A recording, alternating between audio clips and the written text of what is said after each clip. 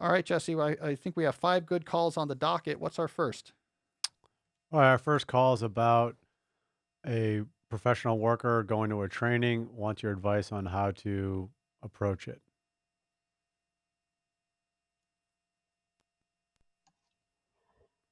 Hi, Cal. My name is Spencer, and I'm a security engineer and information security officer. I would like to know how to best tackle a training opportunity I have coming up in 2 months. In 2 months, I get to take a week-long security training course that's about 8 hours a day and pretty intense. Some people call it the experience of learning security through a fire hose. I've reviewed the syllabus for the course and I've started reading a chapter a day on some of the topics in the syllabus, but I still want to get the most out of this training experience. How do I stay engaged when I have 4 8-hour days in a row of really deep learning? This is also in an area that I'm not as comfortable with. Any tips and tricks would be helpful. Thank you. It's a good question. I'm going to actually go back and draw from advice I used to give to college students to help give you some guidance about this particular endeavor.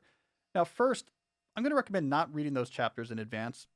I'm going to assume unless they tell you to, I'm going to assume in a training like this, the idea is they're going to give you the information you need during those lectures, backstopped by the textbooks.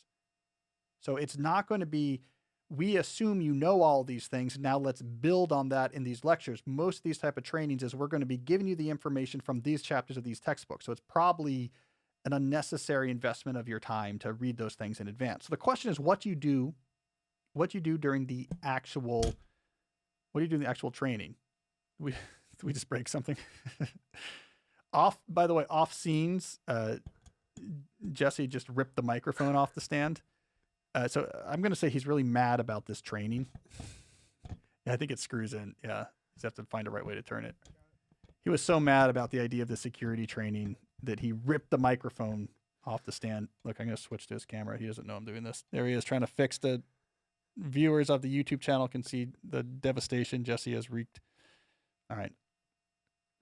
Anyways, Jesse's protest notwithstanding, what I'm going to recommend is that you approach this with the question resolution method I used to teach the college students. So the idea is that you have all this information coming at you.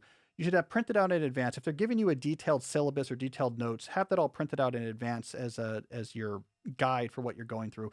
And if you're supposed to take notes, take notes as they're talking. But the most important thing is to mark every topic for which you did not fully understand what they said. If you have a syllabus printed out, you can actually just put a question mark next to those topics in the syllabus. Incredibly efficient. Otherwise, if you're typing notes, you just very big, bold question mark or the word question in caps.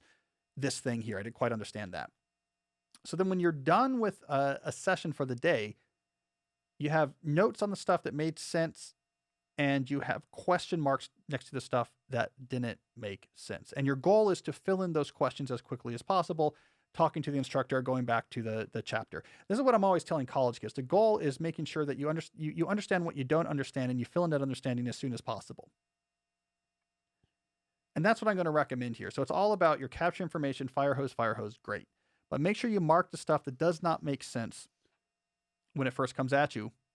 And then as soon as possible after the lecture, try to fill in that gap. Then you will come away from this training having at least at some point understood everything in the training. And that's where you want to be. Now you can, if you need to study for an exam later, you're starting from a foundation of having known everything. Studying should be reviewing things you already know, not learning things from scratch. If you don't need to study for an exam, you'll have a good basis on all these topics so that if you have to review it in the future, again, you're starting from a foundation of you understood that at some point. You're not trying to learn it from scratch. So that's the main thing I would recommend. And beyond that, just take it easy. Eat well, drink a lot of water. Don't do any other intellectually demanding work outside of those trainings during those days. Rest. I mean, make it clear that that's your primary thing you're doing.